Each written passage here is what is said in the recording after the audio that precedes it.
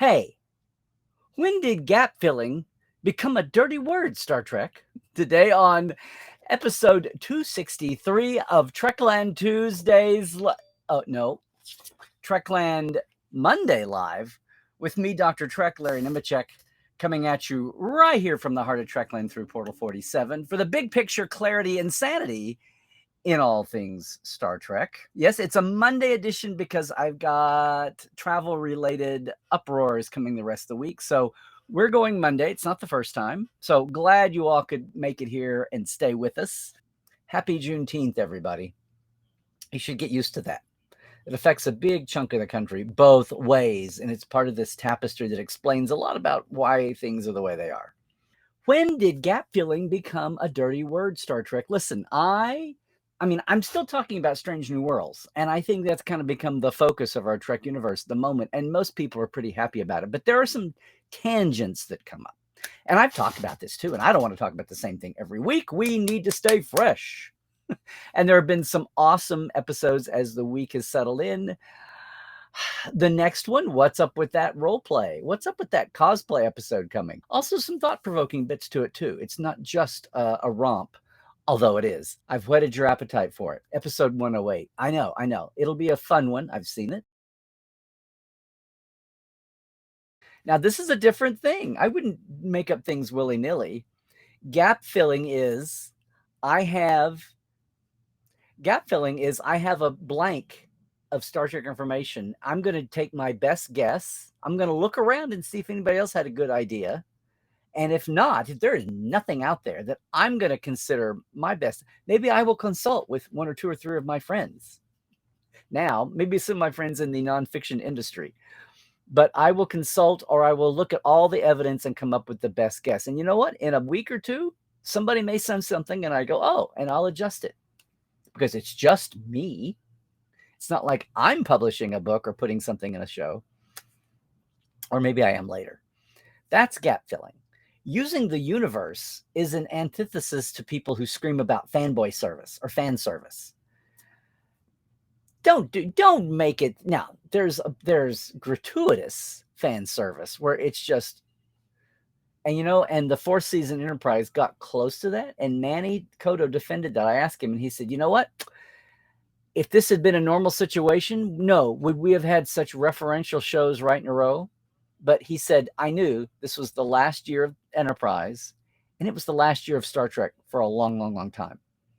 And there are all these burning questions. There are gaps to be filled, and there are canon bumps to be smoothed, much less cool new areas we have not examined yet. So was all of that fan service? Or was that just writing Star Trek, the show we expected? So people who go there and they say, oh, well, now they've used Cybok. I'm sorry. It's been how many years? 30 years since we first heard of Cybok? We do talk about Cybok, but all through the Michael Burnham people. I've seen it online too, the same way. Would you please just mention Cybok? If nothing else, it would... Okay, I won't say shut up. It would help the people decrying Michael coming out of nowhere to see a pattern here. Not just in Star Trek has done this, but this is what Sarek does. And maybe this is what Vulcans do. And I've seen so many people getting back to how the Vulcans are tight-lipped and they stay. That was the shock about T'Pring. That was the shock about Cybok. My God, Sarek turns up on Next Generation with another wife, another human wife. Come on, folks. The stones have been laid all along here. Anything can be gratuitous. But Star Trek, I will say again, is the most fleshed out, fully formed universe on film that's out there. It's why STO was, my God, finally 10 years overdue. Now, it's come a long way in the last few years with the series, but for so long, Star Wars was all trading cards and books and novels and artwork. Nothing on screen because there was nothing. Now they're catching up. They're not going to catch up for a while, but now they're catching up. Not with these 10 episode seasons and 8 episode seasons. Very few others can even match that. And I said, Doctor Who's been around for ages on camera, but aside from the lost episodes, changes in its DNA. It's built to reinvent itself. Yeah, using the universe is embrace all the nooks and crannies and use it again. Don't be gratuitous, but don't be afraid either. That's using the universe. But thank you, Cairo, for is this like the Ferengi rules of acquisition? Dr. Trek hashtag number one. Dr. Trekism number one. Yeah. No, what I want to talk about, people still reacting to Keitel's amazing turn. There's Aspen Angel. I've got to be honest though. People are talking about it, what it does for trans representation, what for acting roles. That's all well and good. I've still got to say the back end, the last 2 or 3 minutes, not even 5 minutes of the episode. Can we say the S word now? Can we say it? That's what blew me away. I almost forgot what the initial 57 minutes of the show was about, the episode was about. And for the most part, I think there's just a general feeling. We've had 7 episodes of Strange New Worlds roll out. By the way, I jumped right into this. If you are new to Trekland Tuesdays Live, please welcome. Jump into the chat. We've got a wonderful chat board here. We have a great TTLers community. They will make you feel welcome. If you're new, say where you're from and chime in. I will get to the chat after we take a midway break. I talk about the parrot analytics for a second, and then I'll hit the chat full bore after I hit this soapbox topic, okay? Because I really want to get to it. And just a quick word, if you are in Facebook, you'll only see Facebook. If you're coming to us from YouTube and Twitch, you'll see all the comments. Just a reminder. And of course, if you're coming to us live, you'll see everything. If you're coming to us later on YouTube, you won't see any of the chat. Sorry. But hey, where are you seeing the topic? To the side? When did get feeling become a dirty word? I'm saying I have red flags go off all the time. Everything to do with this series with Chapel and Spock and T'Pring and M'Benga even. And we have talked about those in the last few weeks, and it is not taking away from my enjoyment of the shows and episodes. Even what are those stars on the chart? They've had first contact with Scalos already? There's all kinds of things that I red flag. Little red alert goes off right back here. And I run to check. And parse. We go to the film room. Better than a football team. We go to the film room and watch for moments, which is what the telling memory that everybody carries away from Amok Time. You go back and watch the tape. Chapel has one reaction, and it's a whoa. She doesn't say anything. We don't see her say anything else, so it's preserved in time. All of that's to say that I think most people I see online are there. Some people were a little antsy about it, but they're there. People all enjoy the show. The only reservation seems to be they seem to be skirting the edge. They seem to be walking the line there. Now, for a franchise that gave up on specific visual canon ages ago, and I've said here before, the original series for me now is that wonderful mass-produced adventure series for the general public. It's like the Daniel Boone or the Davy Crockett or the Untouchables for mass consumption, all of which were based on real people. That's what it was, almost like the entire Western era of TV when they were basing things on Bat Masterson or Wyatt Earp, etc. That's where that is. And it's canonical because Kirk even mentions it, in Gene's novelization, but it's Gene writing, Kirk talking about, I think the exploits of our original 5-year mission had been slightly exploited in the popular media, popular press.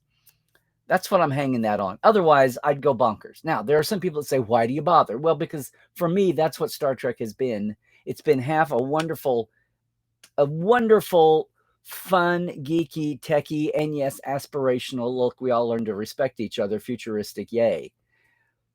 But you can get that in many places. For me, it was the fact that they've hung on to this universe for so long. And I know a lot of people didn't get that. And they're so hungry for positivism and representation that's all they're seeing right now. And that's fine. And I hope to God they keep getting it, because if Star Trek doesn't deliver that, it won't be Star Trek.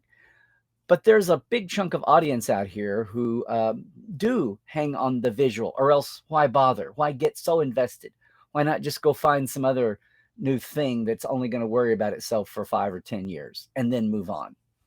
Because some people like to be long-termers and invested, even though when we were kids, We didn't know we were signing aboard for 50 years, but okay. That said, in the same token, a lot of the folks who do hang on, and I love them. I call them canonistas. I love them. Ship nerds, tech heads. Okay, fine. There's the tech side, and then there's the planets and star dates and character moments. Not the shippers so much, but the biographers. Okay. I got into back and forth. This whole topic came up because I got into back and forth with somebody I respect very much, who is a creator, and they depend on the details. And God bless them. I depend on the details. I lean in the details. I scrape and salvage and archive the details when I have the time. And shifting life means that there's the times when you have the day job and you get to do this all night. And there's sometimes when Star Trek becomes your day job. And oddly enough, you don't get to do the thing that you are the most passionate about. And so I envy Jorg, and I envy all the Memory Alpha folks. I envy everybody who's getting to indulge that 24/7 no cares, or maybe 12/7. And I do when I can. And I do when I can on demand, or when I am sent there for a specific. If I got a research mission, I'm off there. Strange New Worlds has been a research mission. I've been checking all kinds of things. That and the tours. And by the way, we're working on the big, big, huge tour. It was amazing. I spent so many hours with Star Trek 4 yesterday. But I got into a back and forth with someone I respect, that not just about Strange New World and individual details, but it was almost like it challenged the very nature of Star Trek. Well, for me anyway.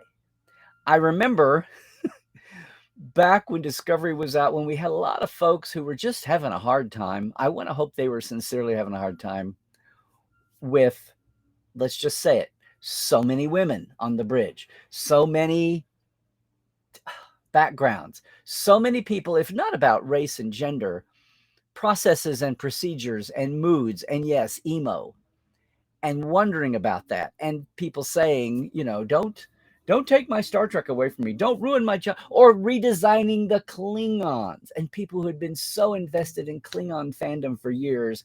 I saw a person live in Klingon garb, not a troll, not a bot, but from the bottom of his little heart, 2017, before the debut at Vegas, pleading with Mary Chieffo and Ken Mitchell, please don't take my childhood away from me by changing Klingons.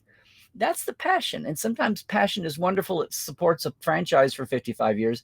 And sometimes passion, I don't want to say can blind you, but sometimes it becomes the overarching emotion to where you're afraid for change, not for change's sake, but change that it might change what it is that you're so invested in.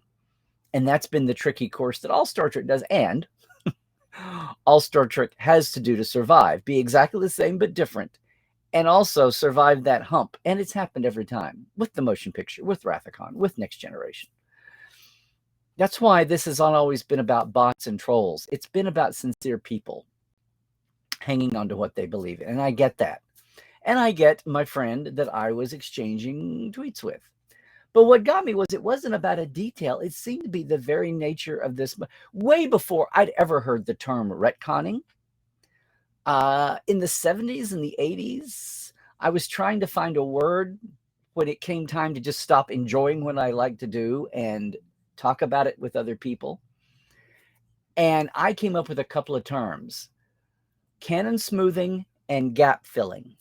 Now, canon smoothing was where you had two bumps in the road that didn't reconcile. I'm talking about the existing 79 episodes or the 178 episodes of Next Gen, the movies, however many. I'm talking about things that were aired and on screen and still contradicted. To wit, Janice Lester's famous line about your world of starship captains doesn't admit women. And for years, we thought that was a misogynistic statement about, a statement about misogyny in Starfleet, because in the 60s, we don't see any women captains. Now, we do very soon. There's probably someone in a captain's rank running around in the motion picture, but we for sure see Madge Sinclair's captain, whatever she's been retconned with. in Star Trek 4, at least. At least if there weren't some extras in some bar somewhere before that. But that's a case where, over the years, it was very easy. It was very easy to do that and just say, well, that was a little bit of the 60s expediency. But Janice Lester was insane at the moment. She was psychotic. She was sociopathic. And she could not see herself as a loser. So what does she do? She deflects and she projects and she says, well, it's not that I'm not good enough for you or you don't want me. It's that you don't want any women. She says your world of Starship Captains doesn't admit women. Does she mean his world of Starship Captains doesn't admit her? See, when you're desperate, you love to include yourself in the whole big picture, when really, no, it's about you. So it was very easy for me to, okay, retcon that if you like. But back in the day, I would say I'm smoothing the canon. We've got some bumps here. We're going to smooth that out. But the other end of things is when I was so attracted to the tech manual in the first place, yes, Franz Joseph Schnabel's technical manual, and then B. Joe's concordance, and then the medical reference. But you get it right there in the index. Where are all those missing pages? Well, Franz Joseph is just doing it to make it look cool.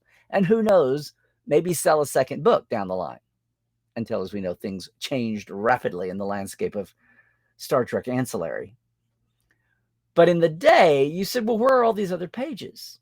I know. I'll just do them.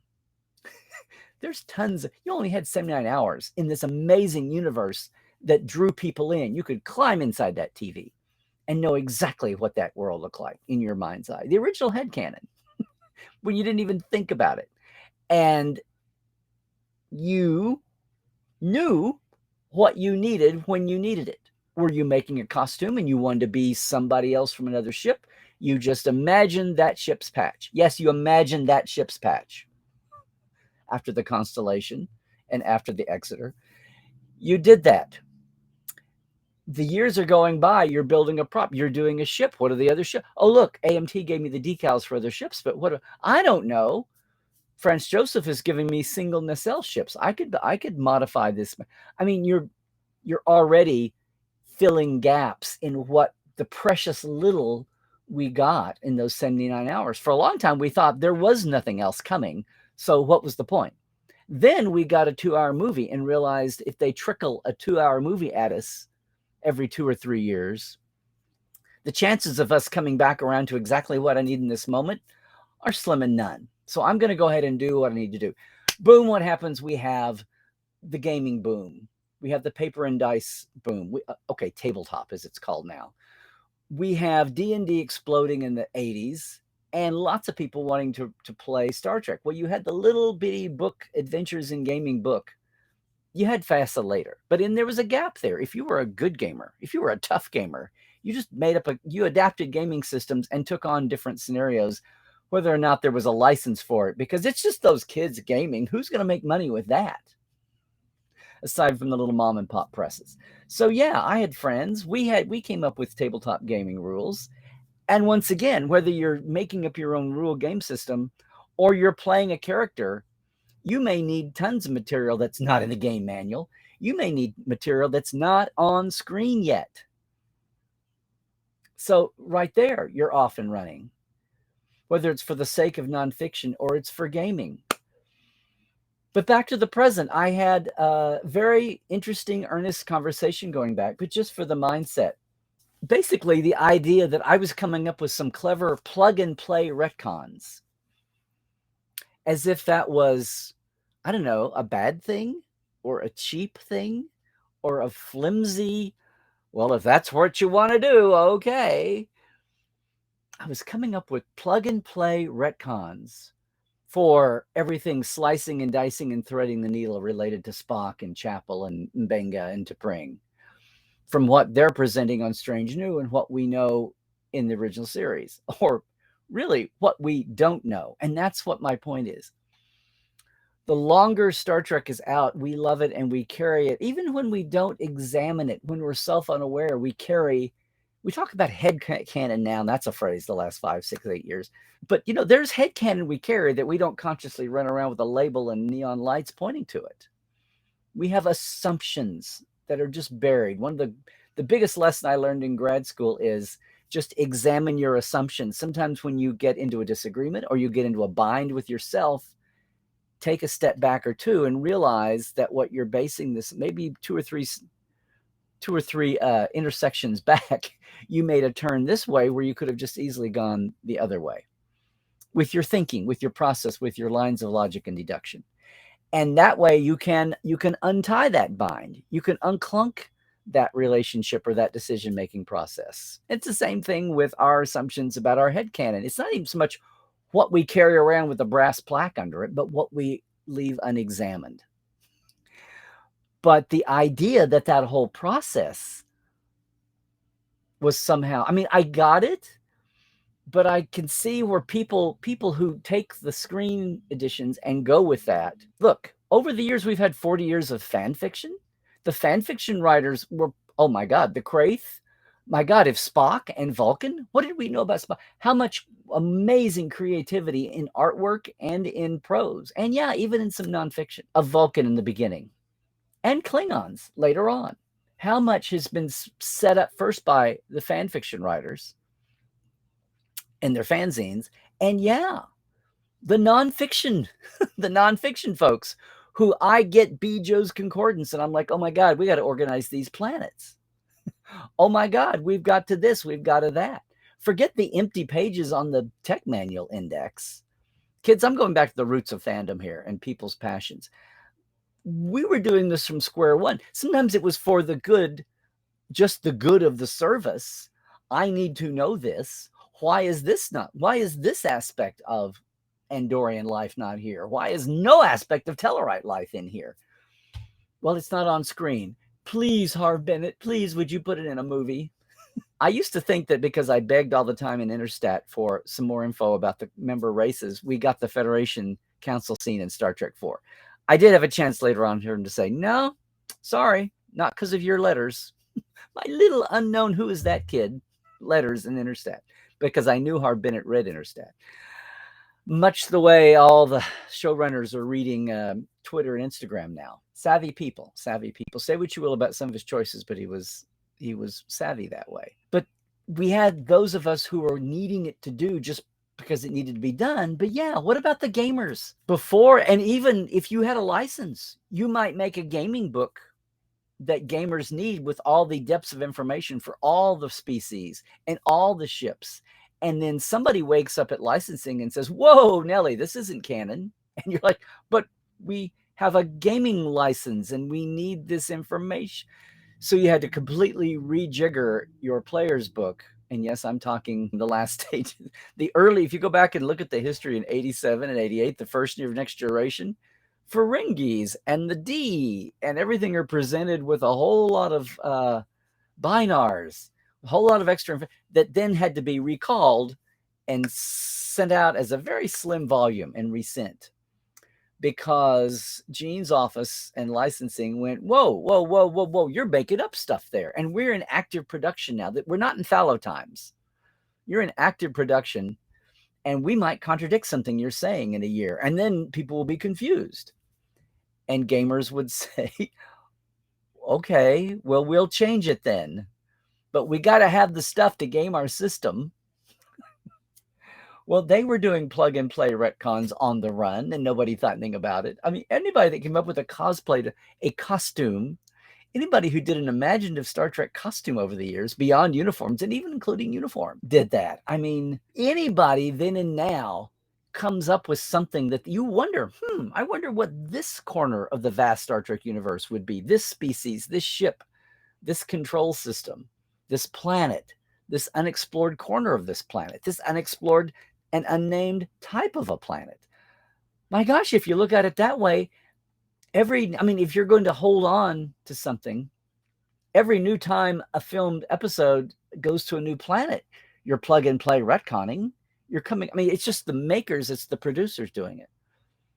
So, well, that's okay for them, but now fans doing it, that's something else. Well, okay, that's fan retcon, from whence much stuff that got to screen came from. But we're going in a big circle here. To criticize the production company not for making a mess of canon's guidelines and what we've done before in total, but by threading the needle. That's what it's all about. That's how we build on canon and don't have to go dynamite it like an old bridge that's too small and can't be expanded. We don't have to blow it up to start over. It doesn't have to be like downtown LA or the suburbs anywhere. We can keep the old and just keep building onto it. And it's all good if you do it the right way. I have seen no one do it the right way like all of our Strange New Worlds folks. Okay. I should go back and say Prodigy and Lower Decks are doing an amazing job too. And even Discovery's coming around. It's more about well, you get past touchscreens and smart holo viewers, and we've all gone through the touchscreen dance now. So we're back to 60s TOS being the mass market productions for the kids. Still, the logic of smart holocoms defies logic. Unless you're putting all your ship's power into long-range scans just so that person knows where to sit down in the other person's room holographically. I don't know. And of course, we won't talk about the turbo lifts, but for the most part. So it's not about specific details. It's just the ability to do that. That there's something wrong with threading the needle accurately. It's like, guys, that's what gamers have done since day one, anally. That's what the fan fiction writers, that's what the fan nonfiction. And by the way, I remember at the time I used the term Star Trek nonfiction, and someone said, wait, it's all fiction. I was like, no. Okay, the Star Trek non-novels, the Star Trek manuals and guides and history books of future history and future tech. It's not narrative fiction.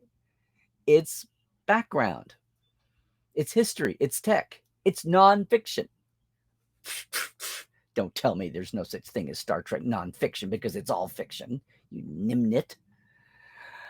Okay, we don't do that anymore. We don't talk about nimnits. No. No, I just think it's amazing in this day and age to find people who've never considered what my childhood was about. Don't take away my childhood. Don't tell me I can't fill gaps until something comes along, and I'm totally prepared for that. Please, God, have something come along on screen. Until then, yes, I'll have canon, hashtag canon in a vacuum, and maybe I'm going to take what somebody did in a novel or somebody else's manual, somebody else's speculative tech manual, or no matter who did it. Hey, I'll take a good idea from anywhere. And you know what? Over the years, there's been lots of times when the fandom consensus, especially the early days, the fandom consensus filled the biggest gaps of all. You could probably think of some. Think of some of the things we take for granted now and finally got on screen. Whether it was a nagging need or just something superfluous. So thank you, Ron Moore, for finally saying D7 on screen. After it started as a Shatner Nimoy joke that then got codified into Jeff Mandel's early fiction, nonfiction, Starfleet manuals and handbooks. Yeah. Because that's a big think tank. When you look at it that way, fandom is like a big think tank. And whether we are smoothing canon bumps or errors, or we are filling a gap the best way. When we worked on stellar cartography, when I did stellar cartography and I needed Romulan what did Romulan graphics look like? We had the alphabet and we had the logos. We had the 2 different logos over the years, and we had the original series triangular thing. There wasn't a whole lot else. And I could not believe, same thing with Cardassians. We were needing Cardassian graphic. We wanted them to look at Klingons, no problem. No problemo. But Cardassians and Romulans and I thought there's got to be so much fan art from over the years that people have come up with creative, even if it was never repeated, just to find it. But no, lo and behold, the 2013 internet let me down in a hurry, in 2 months, on the run. Filming Star Trek Continues at the beginning. Until I remembered, by golly, there are some, and The Children Shall Lead does have the Federation pendant in it, the banner. And Nemesis does have the wonderful artwork, the CGI new looks of the Romulus capital city and the Romulan Senate building. And most of all, it has that wonderful carpet of the border and the neutral zone area that Rick Sturbach designed that was made into a carpet. It was his big contribution to Nemesis. And graphical elements in that. So yes, everything that's distinctly Romulan in the Romulan map from Stellar Cartography. At the 11th hour, I was like, oh my God, we can use these icons and we can use this style of layout in some of the graphical use. But it took the carpet from Nemesis. When we get beyond, now there's a few more resources now, and Mike and the team over the years did do a little bit more Romulan graphics. But when you got away from basic alphabets and basic view frames, you were kind of out there. And the same thing with the Cardassians. Oh, how I had wished that there had been some more plug and play retconning going on that was widely available that I could research and not go digging through ancient 80s paper zines again. So yeah, we've been doing it all the time. The fans do it. The pros do it. Even educated fleas do it. People plug and play retcon all the time because if they didn't, what do you want? A big fat mess? You want crapola? Do you want the cohesiveness of Star Trek to fall apart because people aren't? I mean, it's an evolving, living, breathing universe that's going to have this stuff just because we haven't shined an episodic or a movie camera on it. It's out there. That's the appeal of Star Trek, that universe exists just because we haven't visited it in a mission yet. This is why I don't want to keep revisiting old shows and recasting. I want to go where no Trek audience has gone before. I want unexplored canon, corners of the canon and the universe, and even the timelines, and even the universes. Can we please have a Romulan War series? Can we please have a midway between Kirk and Picard? Can we please have a midway between Archer and Kirk? I mean, Pike is wonderful and fine, and we all love the show now, but when it was a blank slate, I wanted April. I wanted to go further back. Hell, I wanted to see 5 or 10 years before April and the Enterprise launched. That would have got us back into the 2240.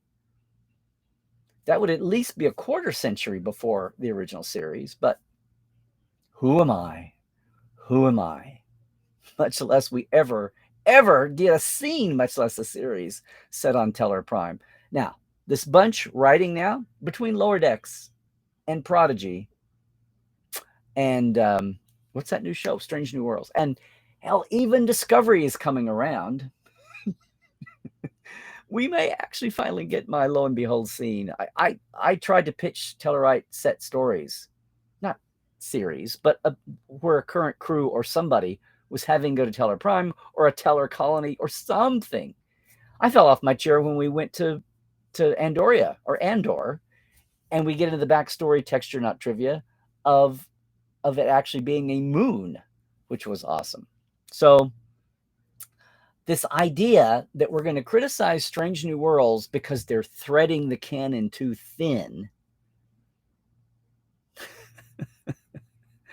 much less the fact that the S guy, Cybok, is back.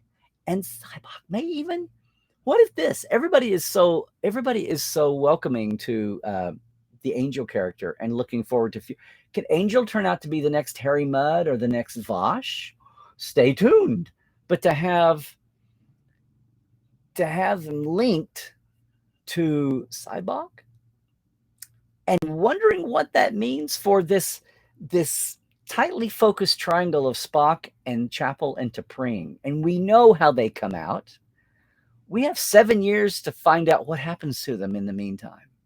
Much less T'Pring, much less Layla Kalomi. Have you forgotten her? Much less all of that. It's going to be a bumpy ride, but it's going to be a canon smooth bumpy ride for the characters, not for the canon. I can't wait to see how they start fleshing all that out. It's one of those things people didn't think about. It's one of the reasons why Star Trek is still around, because these things are ripe for the doing. And no, they're not harebrained. They've been people fan fiction writers over the years have attacked these very same kinds of unexplored corners, these gaps to be filled. They filled them with fiction, which they had to figure out in their minds, some of the narrative, the data points and years and emotions and all that. And sometimes even tech to go with it. It hasn't always been on the nose manuals and history books, but all kinds of people have been gap filling for years. So to pop up now and say that the people creating the shows who are doing it with care,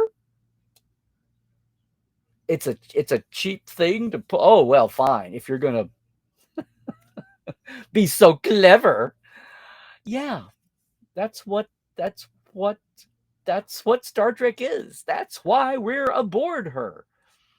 Anyway, it was all an amicable discussion back and forth, but just eye-opening. The fact that it's not a distant party attacking the show you've known for years. It's adding to it the same way everybody from fans to all the other creators have done. And sometimes there's a bungle. Sometimes there's a boner thrown in despite the best efforts.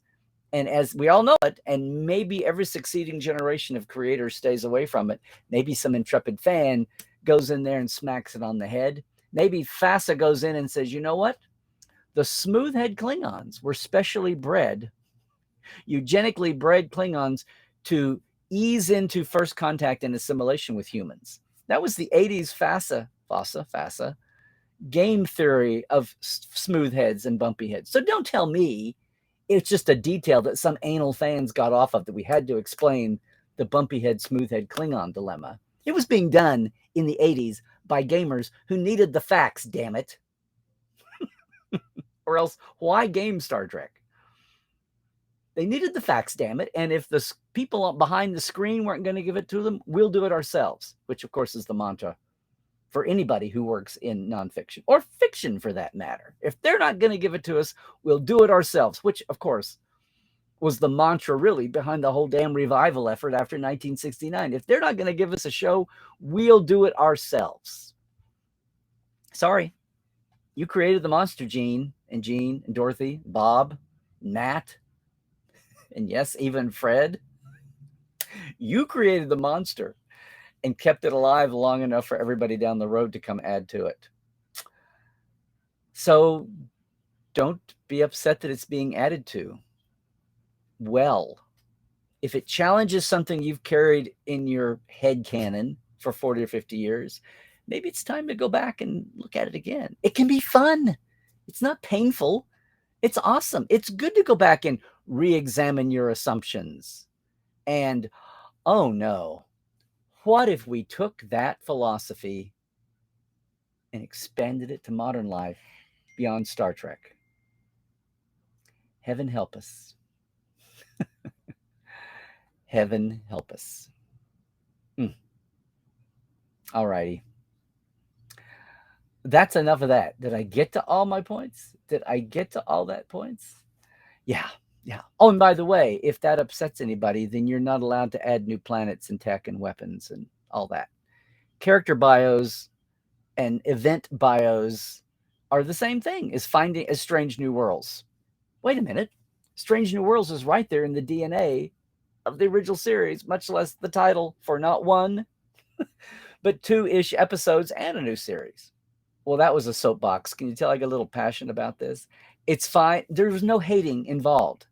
No hating. All we're doing here is opening up people's eyes the same way I demand to have my eyes opened, the same way I demand to stay awake to things that I might not be aware of because either I just didn't pass that way or maybe someone opted to keep them from me. Either way, you piss me off. You piss me off when you keep something from me that would have been very helpful. I don't know. How about you? Did I get everybody's tongues wagging? And that includes our TTLers on Patreon.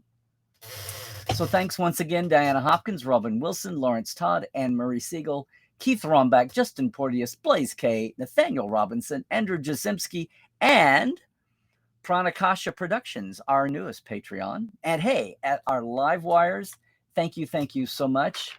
Whoa. Yeah. Boom. Thank you much, Rusty Harold, Halbert Gunn Johnson, Robert McLean, Alan Hoensi, J.R. Poole, Byron Bailey, David Gregory, Gay Clevin Lundstrom, and Casey Shafsky. Did I get you wound up today? Do you want to keep me wound up? We're still planning on expanding a little here. So help me out. I have a simple Patreon, $5 and $10 a month. It's a shout out. And yes, it's access to older interviews. We're getting there. Patreon.com/Trekland Live. Just a word. Did you see the news? If you are a hard media person, the DVDs, Blu-rays, and rare steelbooks are coming October 4th for Picard. You can get it wherever fine Blu-rays are sold. I mean, Amazon or whatever.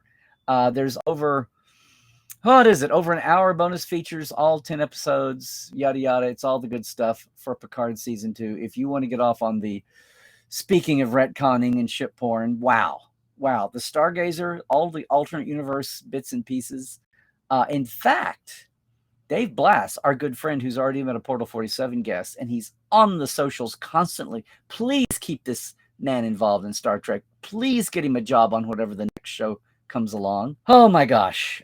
He's put out a wonderful PDF. They're for your consideration. It's Emmy nominations time. It's guild times. It's all the different guilds separately and the Emmys overall. There's a wonderful book that you want to download and save. It's basically a coffee table book in itself. I almost thought about doing that as the whole topic of a week. Maybe we'll do that next week. Meanwhile, you can relive it. I'll get your order in. It'll be October 4th. Just letting you know.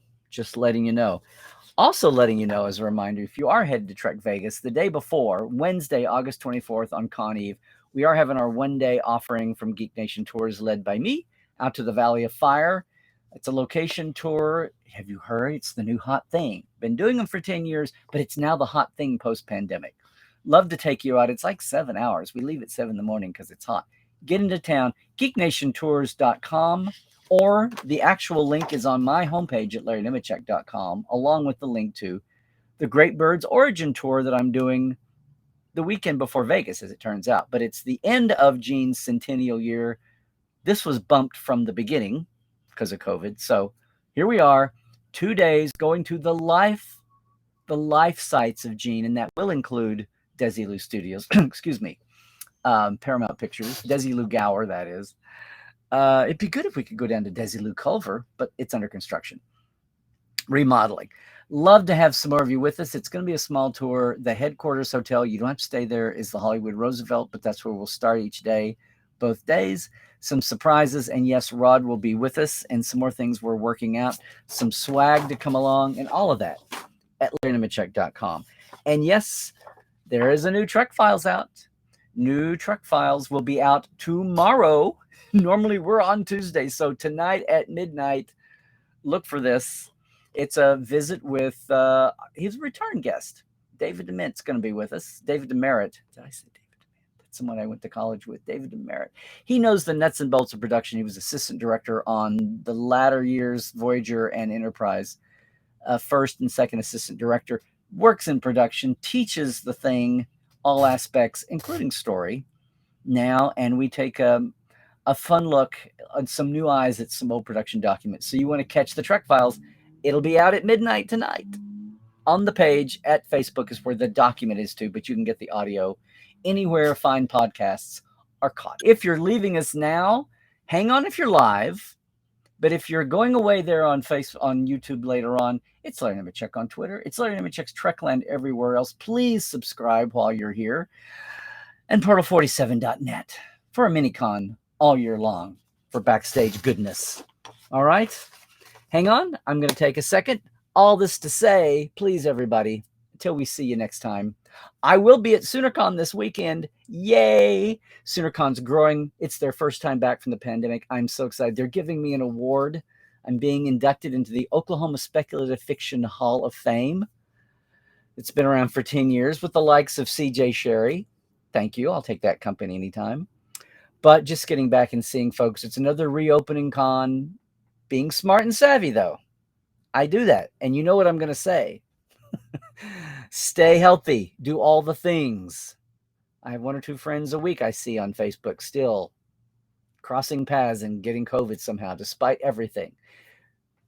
Not in a hospital, not on death's door, but lots of folks, the kids are just now getting the vaccine. Lots of folks will never be able to take the vaccine. So not by choice. So please, please, please do all the things that are in vogue at the moment in play, and stay woke.